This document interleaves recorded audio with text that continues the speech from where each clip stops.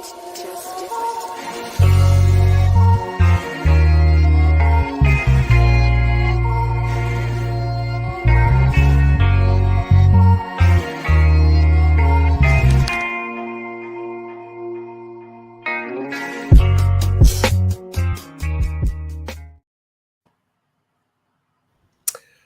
Hello and welcome to Talking Points at Paxton Road TV. We're back again. I don't know if you can hear me too well, but I'm going to try anyway. But I am joined in the house. We haven't been here for a little while, people, so we might have a little few teething problems with the internet. But in the house, as per usual, we have Sid Spurs and Sean Hell, Paxton Road TV regulars. Before we start, make sure you smash a like on the stream. It's been a while. Yeah, there we go. Sid, hands up. Go again. No, I was just going, hello. I was just going, hello. There's a little bit of a delay. Like I thought you put your hand up and was like, I want to say something. So this might be a fun show. There's about 5-second delay between me saying something and me hearing as well. But anyway, we'll try. We'll see what we can do. It will get better, people. Don't worry, because I won't be at this venue for too much longer as Christmas is nearly upon us. Anyway. World Cup. Let's start with you then, Sid. Are you enjoying the World Cup? And how have you enjoyed, or did you enjoy England's performances? Are you as gutted as everybody else is? And what's your general thoughts before we get into our episode? You know what? If we cut aside all the politics and all the media shenanigans around the World Cup being hosted in Qatar, blah, blah, blah, I think I've enjoyed it. There's been one or two games where they're a bit dull, but you know what? With the likes of Morocco and all them doing the business, it's an entertaining World Cup. The big guns going out, the Germanys, the not Netherlands, but Germany was the main one, weren't they? Really, Spain. It's been enjoyed. I've enjoyed it. Been some good performances. Spurs players have been out there, done all right. As for England, to be fair, I've given up on England a long time ago because in terms of... it's, you know what? It's in terms of... It's tournament's not even started and they're going to win the World Cup.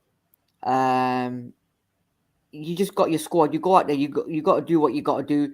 Like I said, there was a lot of shit going on before the World Cup happened and stuff like that. And England done all right, couple of games. I think they were a bit unlucky against France. However, you know what? It is what it is. It's meant to be. It's meant to be. They were, in my opinion, I think they'd already forgot that they were supposed to be facing Morocco in the semi-final. They already written that one off and everyone thought it was God-given right that England were going to get to the final, which I sort of disagreed with. But at the end of the day, you play your football on the pitch and no matter what, the team that scores the most goals wins, and it is what it is. It is what it is. Yeah. And I just don't want Argentina to win it. I'm going to put it out there. I do not want Argentina to win it. It has to be Croatia, Portugal, or France. And for me, France are the favourites, so it's France to lose. Portugal can't win it. Not Portugal. Morocco can. Morocco. But for me, it's France to lose. Unless the referees give it to Argentina, which it looks like FIFA and the referees want it to go to Argentina. I that aside, so aside from all the almost obvious, I'm not going to use the word match fixing, but there's some obvious errors in terms of some of this refereeing and officiating. It's been at times just kind of like, hold on a minute, that doesn't make any sense. And I'm not sure if FIFA's come out of this any better in terms of that aspect of it. It's been a good tournament from a football perspective, some great games. The big teams not going as they should do. As for England, at the beginning of the tournament, I thought this is not going to be the best opportunity given it's Qatar. I thought the weather would play a major part. The weather was actually okay. In general, I think England probably had one of the best squads in the tournament, along with Brazil. I'd say even alongside, likes of Argentina and Spain as well. But the way everything kind of shaped up and the players that we had at our disposal in terms of the attacking intent, I think it was a real big opportunity for this set of players to actually win this World Cup. Obviously, hindsight's a wonderful thing, majorly wonderful thing. But looking as it stands now, there's none of those teams that I see in the semi-finals that I don't think England could beat. England couldn't beat, should I say? And it's a bit of a cliche, it's who you meet on the day. But look at the likes of Croatia and Morocco. Two teams you would never have thought to be in this semi-final, although Croatia have proved themselves over the last few years. Sean, what's your thoughts? Very difficult to say because I've only watched 90 minutes. I watched one game, which was the group game between Spain and Germany, because I thought it was a chance to see one of the big teams go out. To be honest, as soon as the final whistle went against Leeds, I took this as a great opportunity to get away from football. I know for me, politics can't be divorced from football, I'm afraid. And, the fact that 6,500 souls perished in the construction of those stadiums meant that I just couldn't watch that. I couldn't engage with it. Put aside the other issues, but yeah, the fact that there's been so many people died from the global south, from some of the poorest nations on earth. No, I couldn't. I just can't countenance it. So I'm the wrong person to ask about this. I've always been a club before country man. Anyway, so I've had a great opportunity. I've kept up football by watching Spurs women. I've been reading. I've been doing other things. And for me, the only thing I'd really want to talk about with any confidence is the friendly that we had against Motherwell. Yeah. Well, you're the one who's going to lead us into the Paratici bit. But just on the politics things in football, politics in sport in general should not be there. There should be a huge divorce between the two. We know, as we see in all these big events, it will never be the case.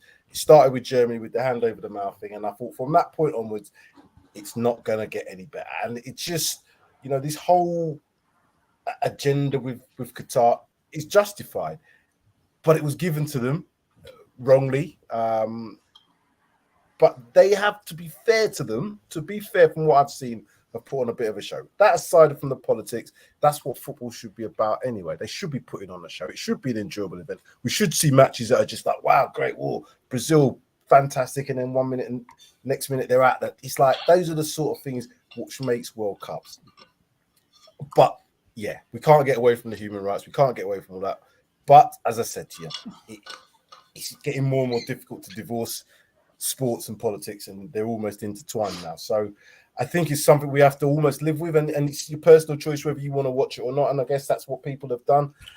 But now England out, it's almost, oh yeah, as you said, Sid. If Argentina don't win, I reckon personally they will win it. Personally, because it's almost written now that Messi's got to pick this World Cup up now that Ronaldo's out.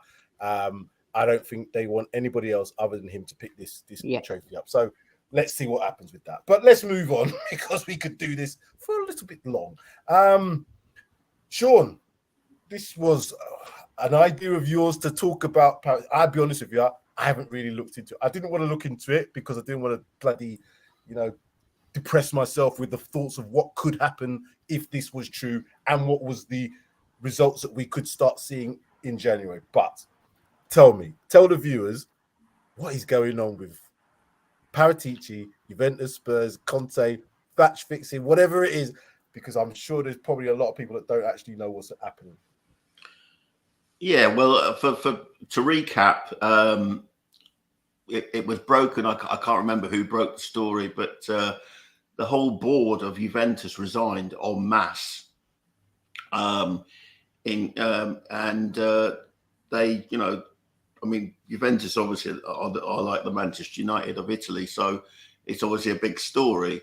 And it seems that it was something to do with payments between clubs and to players, and inevitably it seems the name of Fabio Paratici gets called into this. Now, as I understand it, as we speak tonight, no arrest warrant has been issued for Fabio, but he is all over wiretaps that the Italian tax federation have got, basically admitting to cooking the books, not only at Juventus, but also at Atalanta, Sassuolo, and Genoa.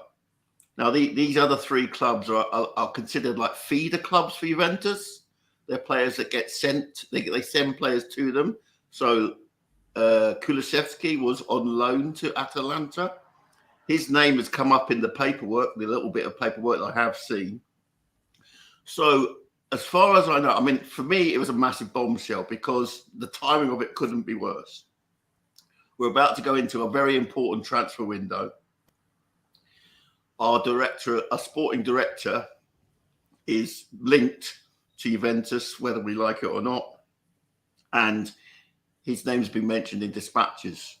You know, given that, you know, there's talk about Conte's contract and the fact that they have a close relationship, it couldn't have come at a worse time.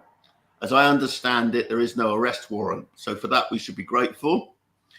However, if there is an arrest warrant, I could see Levy moving very, very quickly because that would be the end of Paratici at Tottenham. There's no way you could have someone with a criminal conviction as your sporting director. And Levy wouldn't be doing. If he's convicted, though. Yeah. But even if he was indicted, I would say that's difficult. That's a difficult situation. Now, this morning, we've had some good news and bad news. The good news is that the meeting between Paratici, Conte, and Levy to discuss January was taking place. However, in the same article which I read on The Athletic, it said that the meeting was supposed to take place last week, but Paratici was very busy. So read into that what you can. So at the minute, as far as I know, we're okay. But watch this space is what I would say on Paratici. I am a wee bit concerned because it's like a house of cards.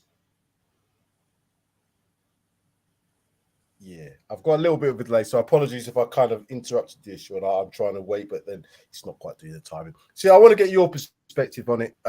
If you know, as I said, now that Sean's giving that synopsis, I'm a bit more in the picture now, and it's actually bloody hell, it's concerning.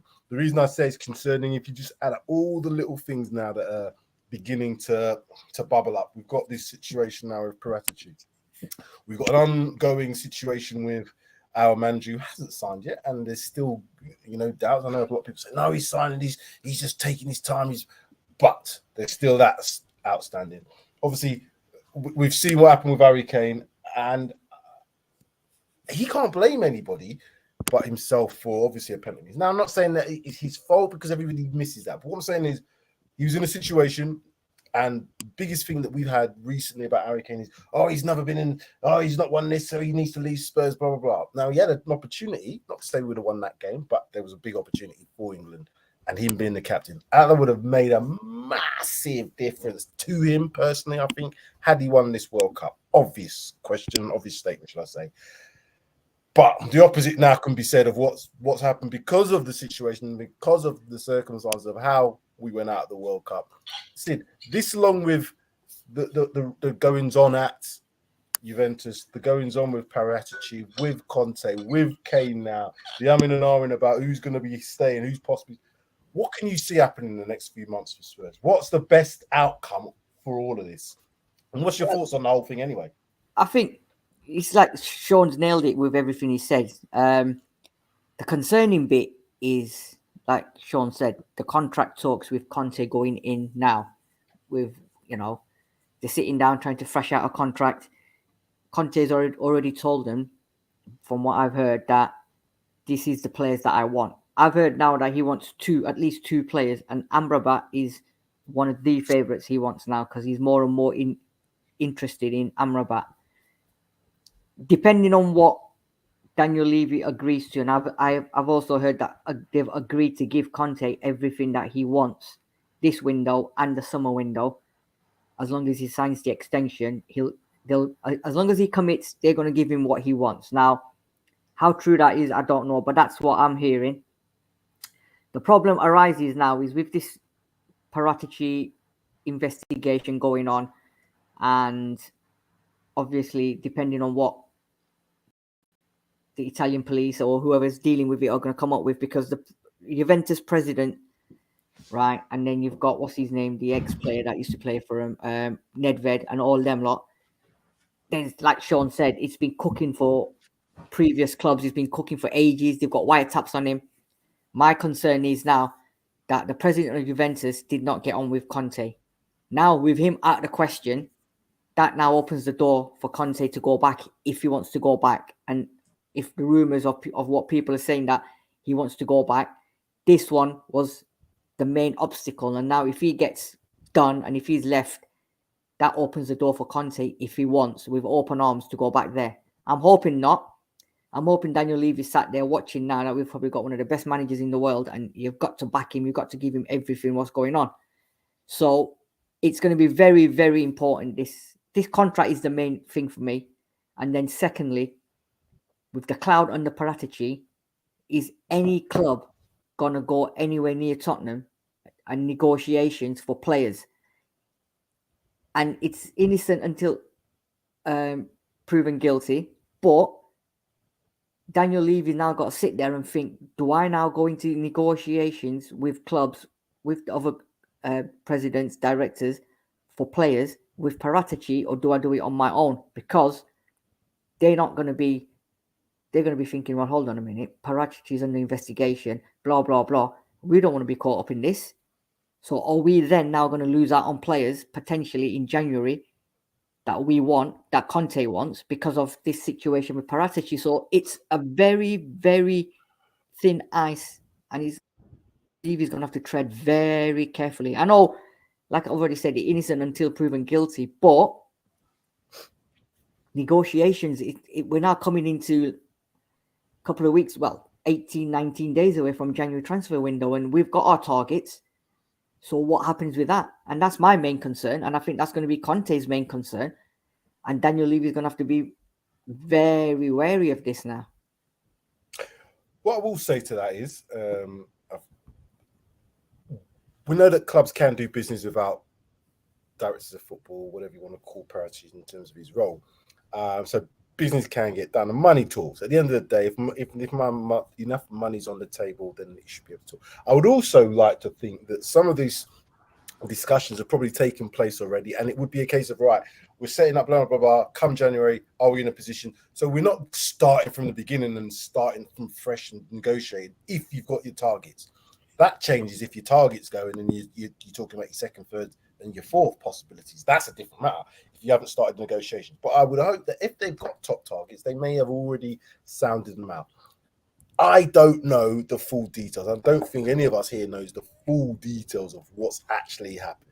Nobody's heard, unless I'm wrong, has heard from Paratici directly. Have we heard from him directly? No. In any word? Wait. Okay, so nothing's come out of his mouth.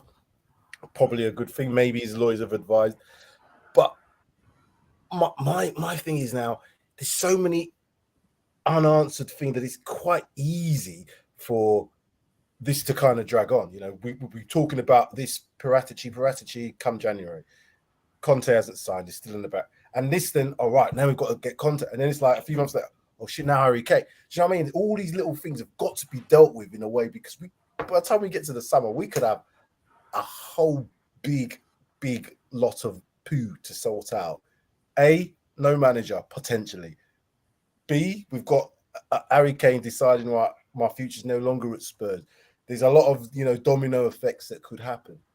But the opposite could happen, as you said. It's innocent until proven guilty, blah, blah, blah. Conte might not want to go back to Juventus, but, if that was the case, the sticking point was his ex-chairman or whatever it was, and he's now gone, then, yeah, there's a strong possibility. I don't know. What? It's really... January, we need players in January. That's a given. If we want to maintain any sort of top four push, we have to get players in January. Am I right? It's definite, isn't it?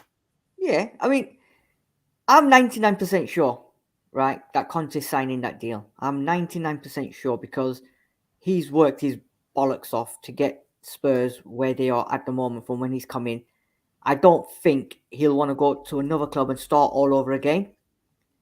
So for me, I think 99% Conte's done and dusted, and I think it's just filling over the cracks and stuff like that, because he's been on holiday and apparently he's rejuvenated and he's really happy and he's raring to go. For me, it all depends on one man, and that's the man above, on the players, whether he authorizes the players that Conte wants. That's the only thing that's going to stop Conte leaving, is if he doesn't get the players that he wants. So I was talking about the man above. I thought you was referring to the big man above, or you referring to Daniel Levy as the man Daniel above. Levy. He's gonna have to. I'm sure Daniel Levy would love to be compared to God. Yeah, you know what I mean? But he's the one. Sorry to believers out there. Yeah. Yeah, he's gonna be the one signing the checkbook. So, and the problem for me again is all the players that we want, that we're linked with, everybody else is now coming for him, and that is gonna hike the prices. So, it's gonna be very interesting. Yeah. How did this come about? How was none of this? There was no, you always sometimes get a little bit of, a bit of rumors. I didn't really get any rumors about this. Obviously, we've known about match fixing in Italy, and it's not just Italy, but things have come out about that, Juventus and all those other clubs, and we know about it. But I didn't really hear anything specifically about Paratici and whether or not, because how long has he been here now? A year and a half? It would be June last year, wasn't it, that Paratici joined us at Spurs? He recruited Nuno, so yeah, it was. But correct me if I'm wrong, Sean. It's been in the background, hasn't it? It has been circulating. It has been simmering, hasn't it, in the background for a while?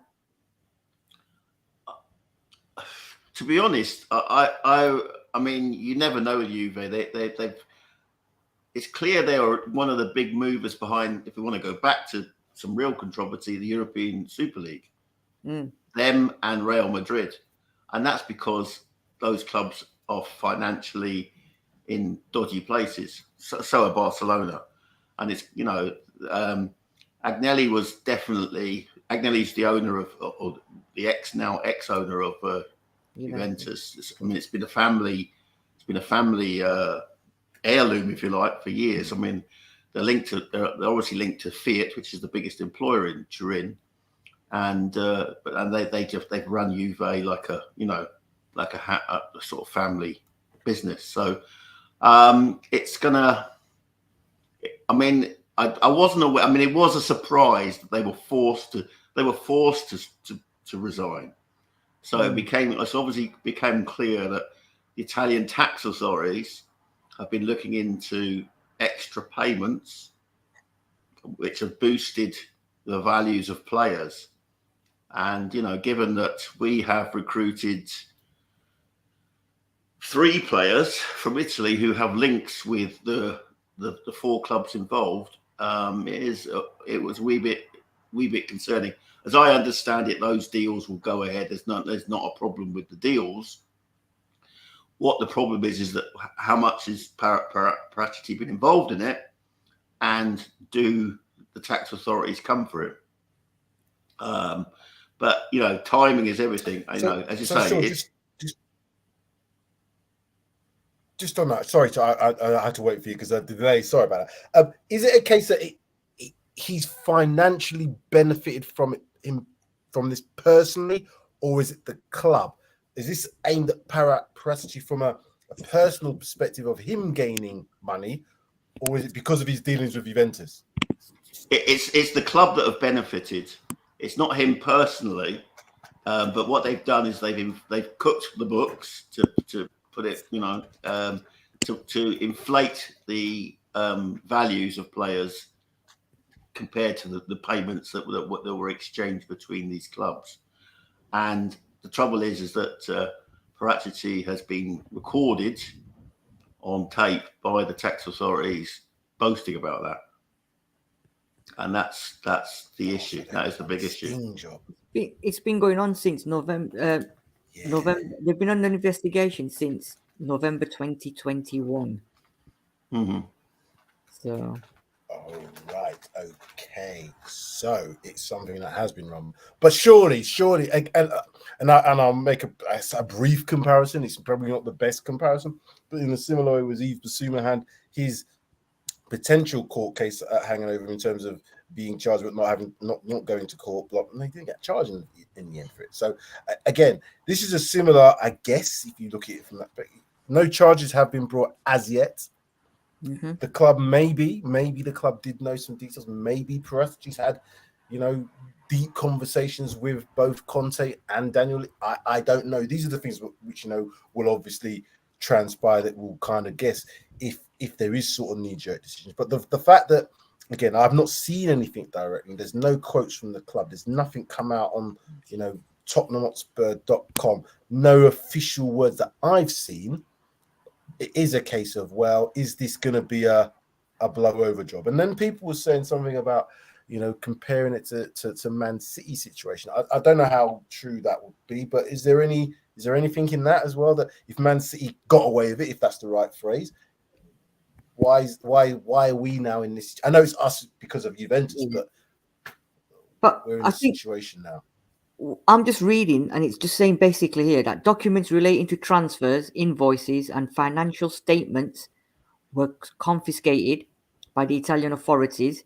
Claims against the club include those of producing false paperwork, obstructing financial authorities, and falsifying statements. However, Juventus are not the only club affected. Other Italian clubs, including Napoli, Parma, Empoli, Sampdoria, and Genoa, are also apparently under investigation. So it looks like it's a hell of a lot of clubs in Italy under investigation. But Juventus, like Sean said, being the big pinnacle club of Italy, they're all focusing, and the headlines are just aimed at them. Yeah, the only problem is the Paratici is in the management of our football club. He's obviously, he's not an employee, strictly an employee. Although obviously he does answer to Levy in the end, but he's in the management of the club, and for all sorts of legal reasons in the UK, if there is a scintilla of doubt about his good name, then Levy is kind of duty bound to replace him. Mm. And this is what I'm saying, Sean. Yeah. Sorry. This is what I'm saying. If it's been rumbling on, as Sid said, since what, November 21 or December 21, Paratici joined around about June time. So I remember he started his job earlier than expected, and he again came in July. But we know that Nuno got recruited, blah, blah, blah. So Daniel Levy's a smart man. He's not a silly man.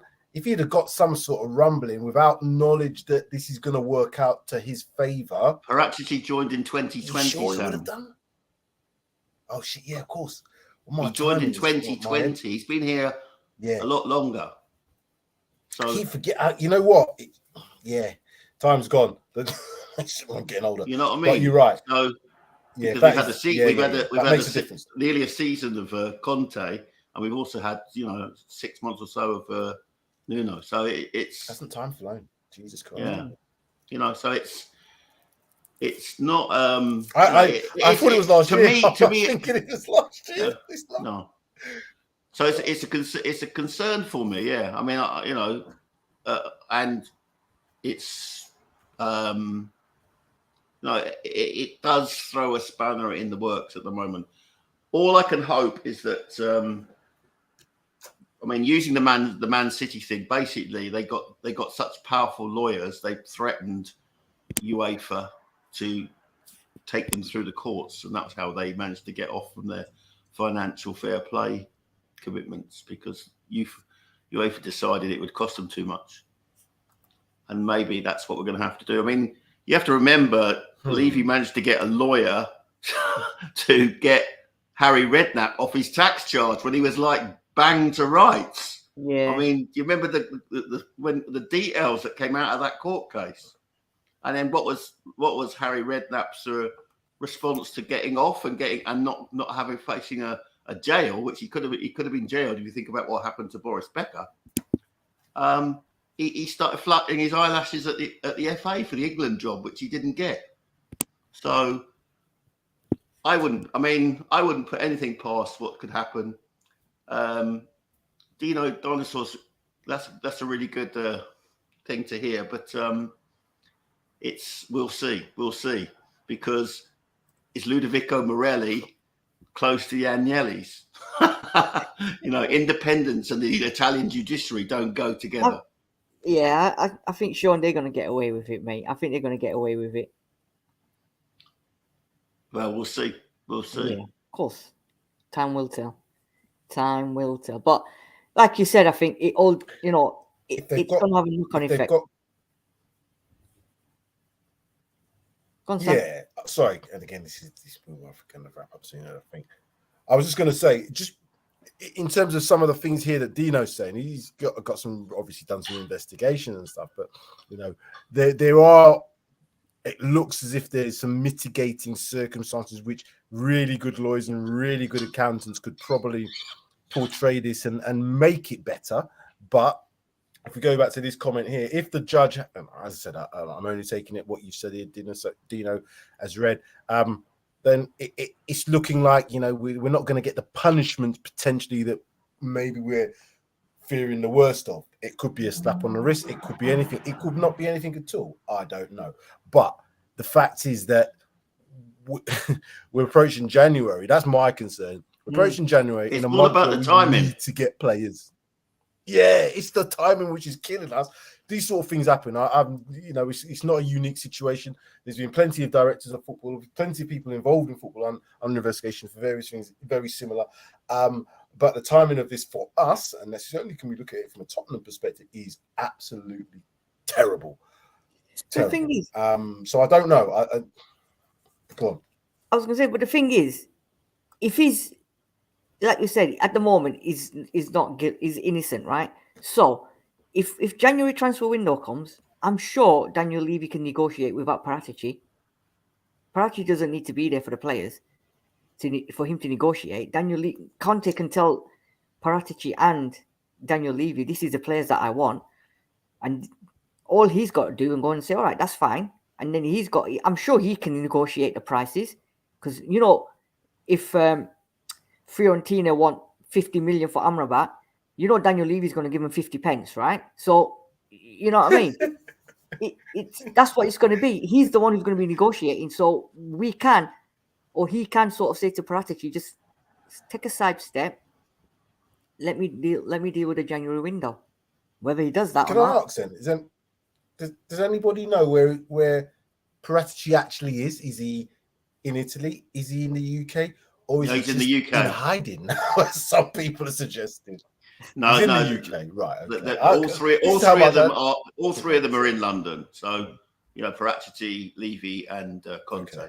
Conte's got the most wonderful tan. Okay. He's obviously been to somewhere very, very warm indeed. He went on holiday. Yeah, he said that's what they said. Yeah. I read today that he's been on holiday and he absolutely loved his holiday. He loved the break, and he's raring to go. So I feel sorry for the Tottenham players then if he's happy and he's raring to go.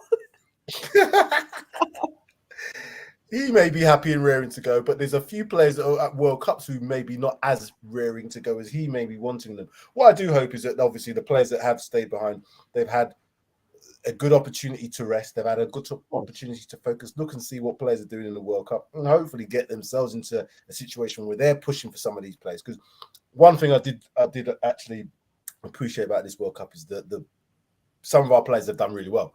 Likes of Bentancur, I thought he was fantastic. I even rated Perisic. Perisic, for his age, it didn't show any sort of slowing down playing for Croatia, as people are suggesting that he can't play back-to-back. Well, he's played plenty of games for Croatia and has done well, scored goals. So, again, that's another thing to look at. There's Richarlison, obviously, one of the goals that he scored, but he's going to be coming back on a real low as well, because they should have won that. They should have won that World Cup, should have Brazil. So there's been some really good positives, but I'm just not now. I just want this kind of. And you're the man, Sid, because Sid says, Sid tells us everything with these transfer shows. What are you telling me, fam? What are you telling me? I'm telling you, right. Let me right. So Malinowski deal, apparently, like same as last summer, it's done. They're saying it's virtually, whatever you want to say, the deal is done. Yeah. I don't believe that for a second. Right. Bastoni things resurfaced again. Not happening. Today now we're linked with De Verge. De Verge couldn't even start a game for Netherlands in the World Cup. We had Nathan Ake starting ahead of him, right? And some other guy. We're linked with him again now. Some other guy. We mean Virgil van Dijk. No, De Verge. No, you said Nathan Ake and some other guy started ahead of him. Well, the other guy must have been Virgil van Dijk. No, it wasn't Van Dijk. It was somebody else. It's another guy. To be honest, I had to ask my kids. I said, "Who's this kid? Who's this guy starting ahead of The Verge?" And they said, "Oh, such and such a player." I can't remember his name, but he couldn't even get in for that. So we're after him. Dumfries' price is just rocketed. Amrabat price is rocketed, and apparently Liverpool want him, and he wants to go to Liverpool. McKennie keeps resurfacing, but again, I've heard that's done. And Kessie again, but other clubs are after him now. I hear is it Dortmund or Milan now are favourites for Kessie? So sorry, Tottenham. He'd go back to Milan. I think it's Milan or maybe Inter Milan, but I'm sorry, Tottenham fans, don't get too excited, because if we didn't want to pay for Amrabat 15-20 million in the summer, if we didn't want to pay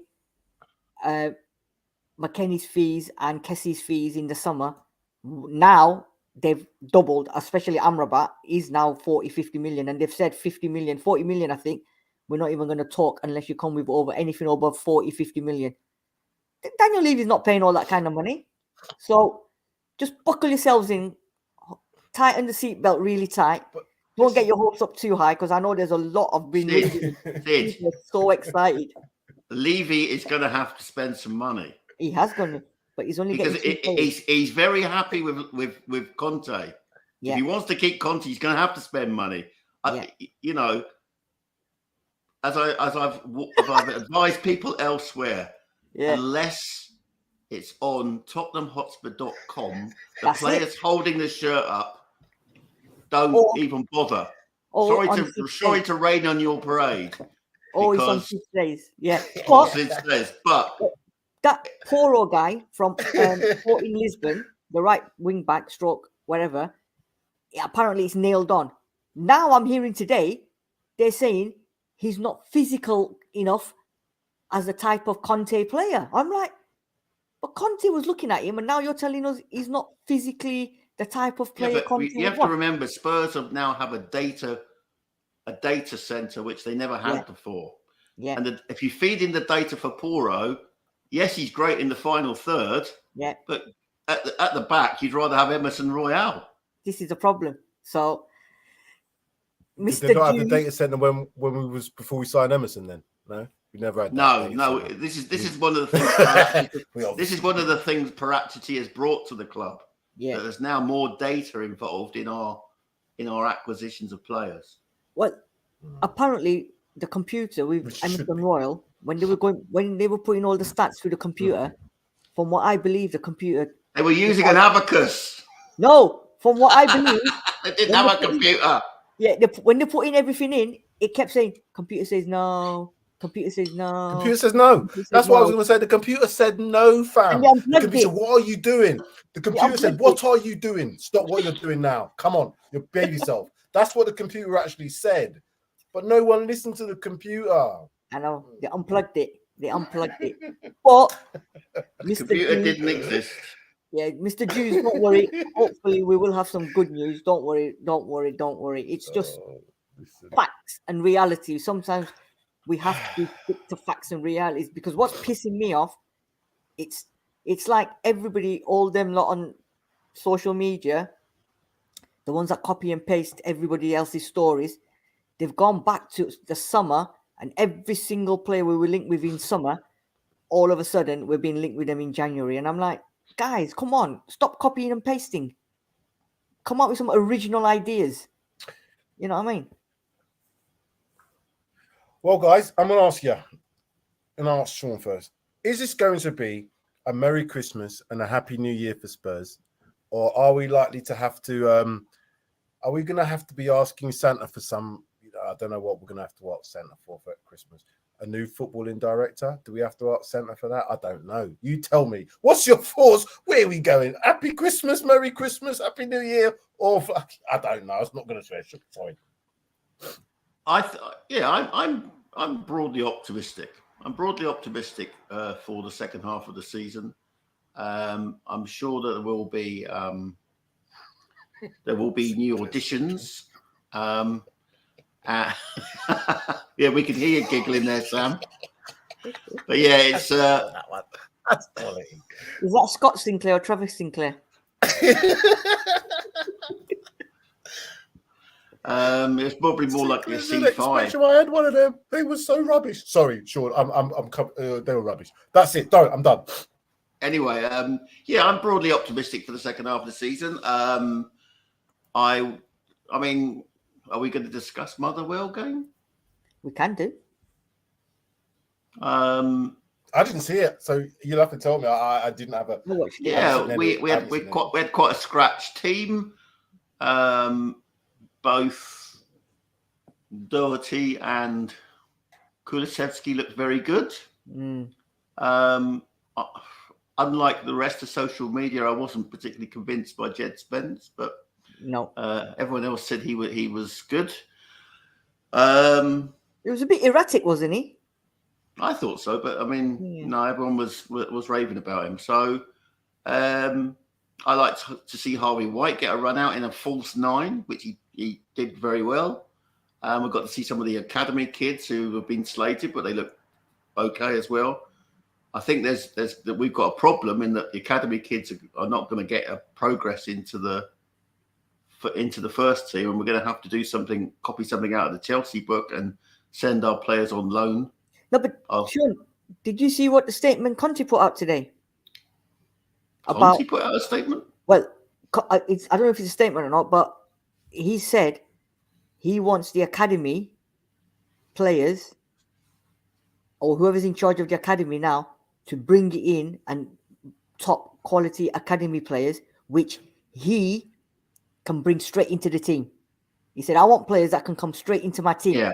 I don't want to bring them from the academy into the squad to get experience. I want them ready to come straight into the first team. So, and apparently he's emphasized that big time because he must have seen what's going on.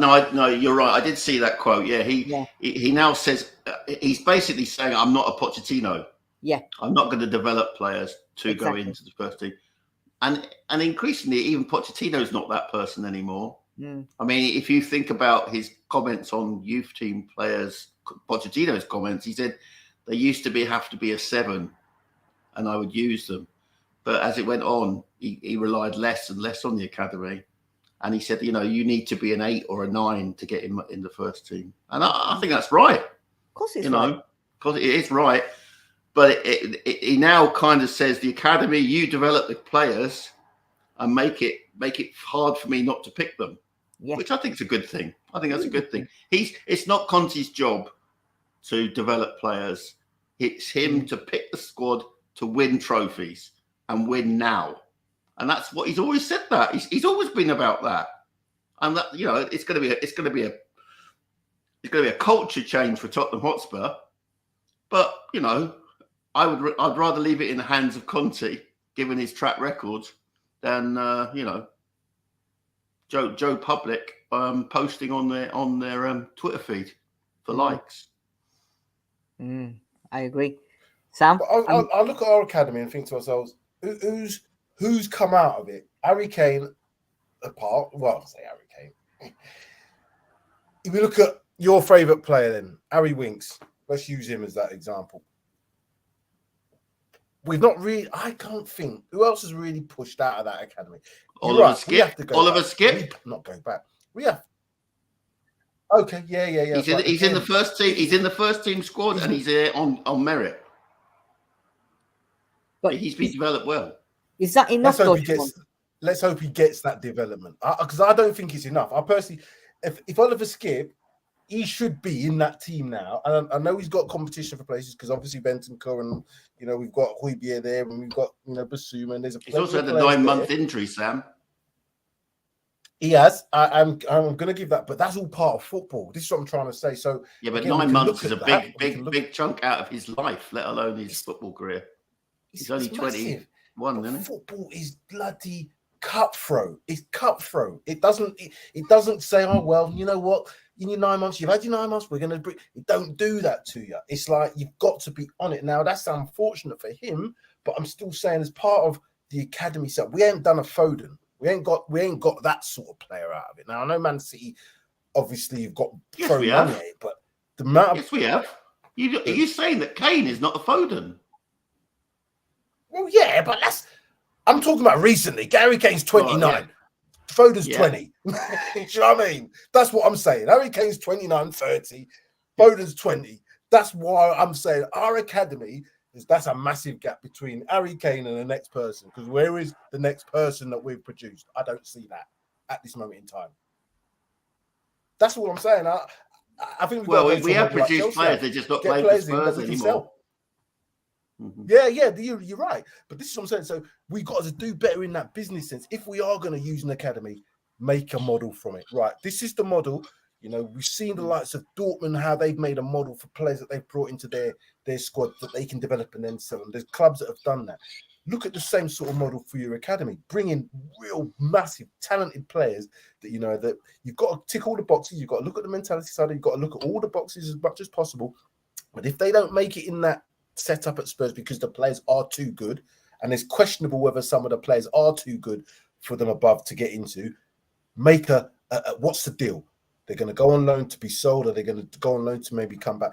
Saliba is another example where Arsenal, they kind of had a 2-3 year, whatever it was for loan, but now they've brought him back into the fold because they said that's the plan. I don't see that sort of plan at Spurs. I'm concerned that I don't know if there is a plan of that sort of magnitude at Spurs. Was that a plan on their behalf? Was that the plan? Well, to I can only assume it was because they brought him back in. Yeah, but I don't think I think they wanted to send him away for a year. They wanted to send him away for a year, but in the end, he finished up going away for 2 years. That doesn't sound like good planning to me. They were going to get rid of him at one point, weren't they? They were going to. They were. Yeah. So I think they just got lucky. So they didn't. So they might have got lucky, but then we can say the same thing about some of the players that we were supposed to have. You know, Troy Parrott's another example. How many times is he going to go out on loan? Cameron Carter-Vickers, how many times did he go out on loan before we decided he's not good enough? That's not planning. That's just hoping. And maybe Arsenal did have a bit of hope with it, but it was like over a 2 year period. Right. They eventually got £6 million for Cameron but someone's decided to keep him.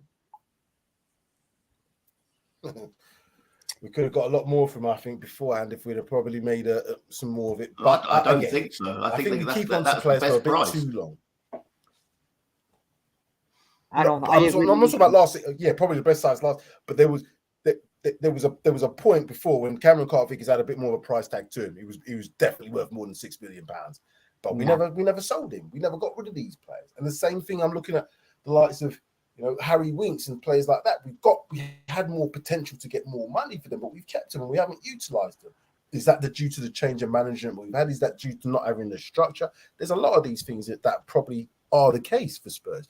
But if you've got an academy, the academy should almost be, because when I was working at Forest, it was distinct from them. It was like, yeah, you got the focus, but it was run because they had a plan.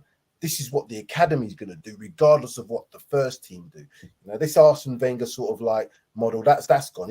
We're not seeing too much of that because there's too much to try and do just to get your first team players playing. So they've got to get that right. If they're going to bring someone in to do that, they've got to bring the right person in and really, really develop that academy and make a plan. Sell players, develop players to come in, loan them out for a period to come back. You know, that's all got to be done, in my opinion. Agree.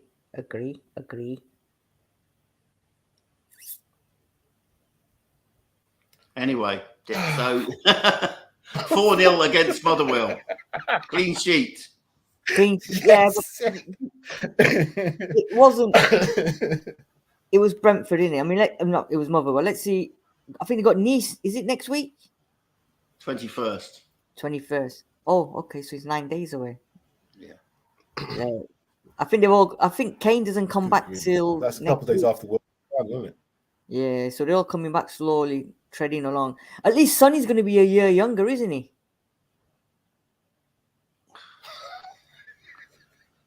What do you mean? Have you not read the thing today? Apparently, there's something on news saying that they found something about people from Korea are going to be a year younger. I don't know how. There's this thing. I didn't hear that one. There's a numerology they use in South Korea in which when you're born, you are one. Right? Yeah. So,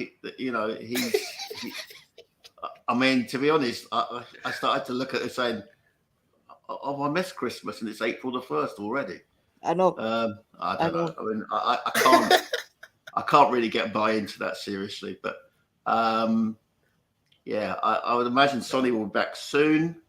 But I don't think he'll be thrown into soon because I think his eye socket still needs to heal. I mean, I think it was a gamble really for him to actually play in the World Cup and it worked because they got out of their group. But I'm hoping that that we don't rush him back.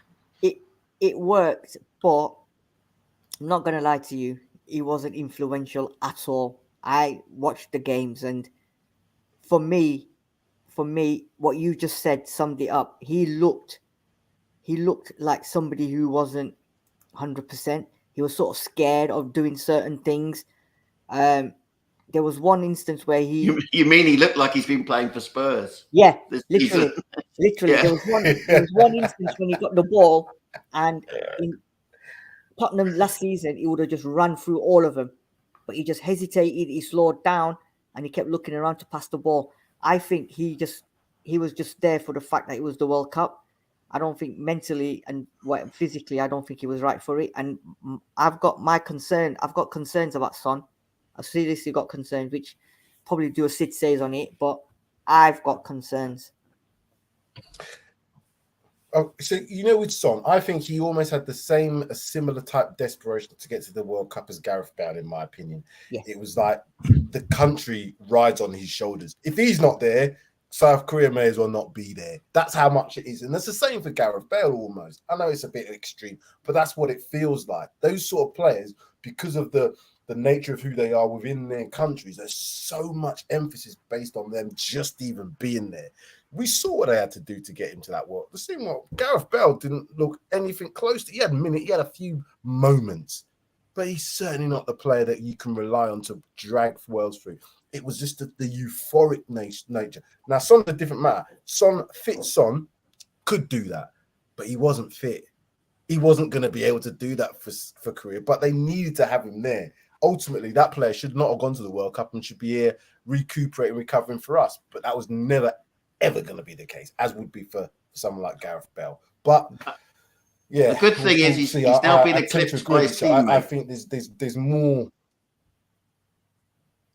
He's now been eclipsed by his teammate who's got more Instagram followers than him. Who? One of the Korean players. Oh, which one? The one who scored the goal? Or what goal? That won't last long. The guy who scored quite a lot of goals. I can't remember his name, but one of them. It's not the Wolves guy. No, it's not. It's not him. There's another one. Yeah. It's not him. It's the one that scored a couple of goals in one game. Yeah. Okay. Oh well. Yes. So he's the new kid on the block. Son will be back as top. We'll see. I hope so. I just want to fit. I've seen the amount of billboard posters of. Yeah, the amount of billboard posts I see of Son in Korea when he was doing that program I watched on him, it's just crazy. He is like God there. He really is. So, yeah. Guys, it's been a good one, this one. I think we need to start getting back to thinking of Spurs. But then again, saying that, do we want to do that? Because you know what happens when you start doing that is pain. It can be painful. It's not too long, though, till the next game. So we haven't got too long to wait. Just after Christmas. So I'm going to try and enjoy my Christmas. Is anyone going to watch the Nice So, game? Nah.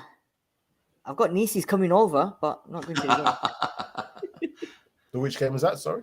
Nice. The friendly against Nice on the 21st at the stadium. Oh no. Casper Our next Schmeichel's game in goal for what's Nice. our next league game at home? Next one. Brentford. We're the first league game back. Brentford's my first game, and then not too long after that'll be Arsenal. So, yeah, there's a interesting few games coming up for us. So, February's looking a bit let's get dodgy. back on it. I'm hoping that we have a but hopefully by February these players will at least have got over the World Cup. Some of them mentally might not have got over it yet, but I'm hoping physically we've maybe got over the World Cup. Sid, Sean, thank you very much. Sid, do you want to like give any views of an insight potentially when we might be getting some transfer? Sid says, Sid tells the world. Well, that's coming. It's 12th, isn't it? So I probably towards the end of the month, because at the moment it's just rumor mills, and I'm not the one who's going to copy and paste what everyone else is copying, because if you've seen Sid says in the summer gone, all them players are the ones that are going to be linked with. So unless something new comes out, then we'll deal with it. But at the moment, it's the same old players, and we've talked about it. We've dealt with it. We never got them. So I don't really want to talk about them because we've done all the work on them and we've done the shows on them. So it's just repeating. If people want to see it, just go back to the summer ones and just have a look at the players that we've done. But like Sean said, until they're holding that shirt in the room, or until Sid says is outside the stadium reporting live that we've signed a player, is when you believe it.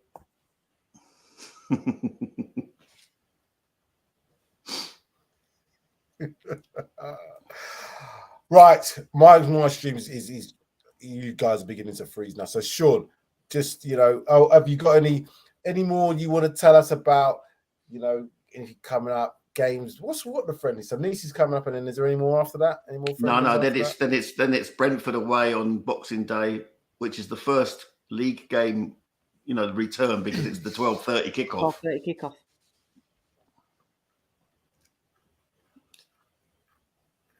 Okay. And so first we of get January, Sam, is we our get first a little bit of Christmas, and then it's straight back into it. Yeah. 1st of January is Aston Villa at home. Okay. Answer to your question. Okay.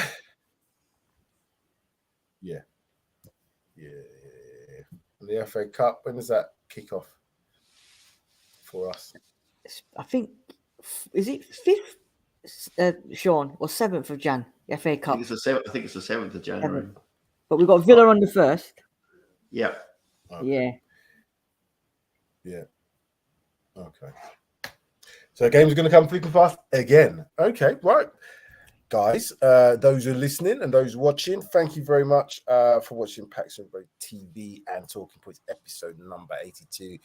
We shall be back, possibly not next Monday, but maybe the Monday after, because then that will be in the holidays. And at least I know I'm guaranteed to have better stream access, because this is not the best doing it from this hotel. So anyway, that being said, make sure you smash a like on the stream. If you haven't subscribed to the channel, make sure you do so. If not already, we have got some slight changes in terms of where this will be. We're going to have another channel, but it's basically the same thing. PRTv is just going to be on another YouTube channel. But details to follow. Guys, you can be found on Twitter at Sid Spurs, Sid _ Spurs, and Sean Hurl at Hotspur Hurley 61. That's right. You can see my Twitter handles there as well at Sams _ Spurs for life. Can I also say that is it, gentlemen? Thank you very much. Sure. I was just gonna say, if Lenny Henry is watching this stream tonight, sort the Wi-Fi out, Premier Inn, please.